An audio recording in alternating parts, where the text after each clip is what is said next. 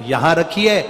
नरसिंह शिला के रूप में बाबा देवादिदेव महादेव की कृपा, नरसिंह शिला के रूप में अलकनंदा नदी में आज भी नरसिंह भगवान विराजमान है।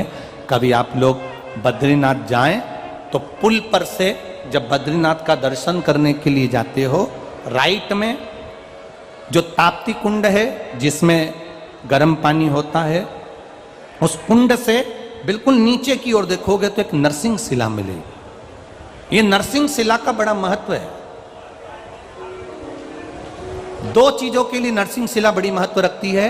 एक, अगर मान लो किसी को झटके आते हो, मिर्गी का दौरा लगता हो, बार बार बेहोश हो जाता हो, बार बार उसे झटके आ रहे हो, सारी दवाइयां कर ली हो, तो उसको पांडुकेश्वर का जल और उसी के स्वरूप में नपा हुआ एक मौली नाड़ा सिक्के में लपेट कर नरसिंह शिला की ओर डाल दिया जाता है। महाराज, उसके बाद उसको झटके आना बंद हो जाते हैं, उसको फिट आना बंद हो जाता है। नरसिंह शिला का इतना महत्व। पांडुकेश्वर का जल उस जीव को हमेशा देना चाहिए जिसको झटके आते हैं, जिसको झटके आ रहे हैं। पांडुकेश्वर बद्रीनाथ जाते हैं तो बीच में पांडुकेश्वर पड़ता है।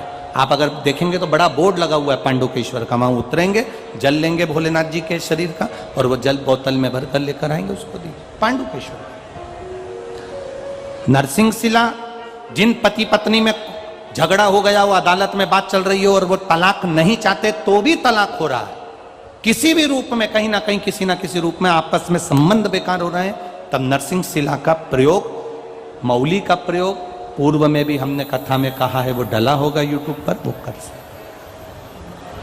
भगवान शिव का अधिक मास की अमावस्या समापन और सावन का महीने का लगना, यह भगवान शंकर के शंभेश्वर रूप का प्रागट्य है।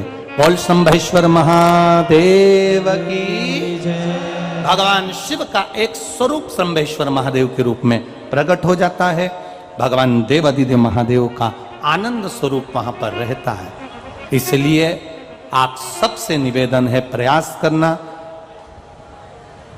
33 मालपुओं का दान शंकर भगवान के सुंदर अधिक मास के महीने में अवश्य करें। जब अमावस्या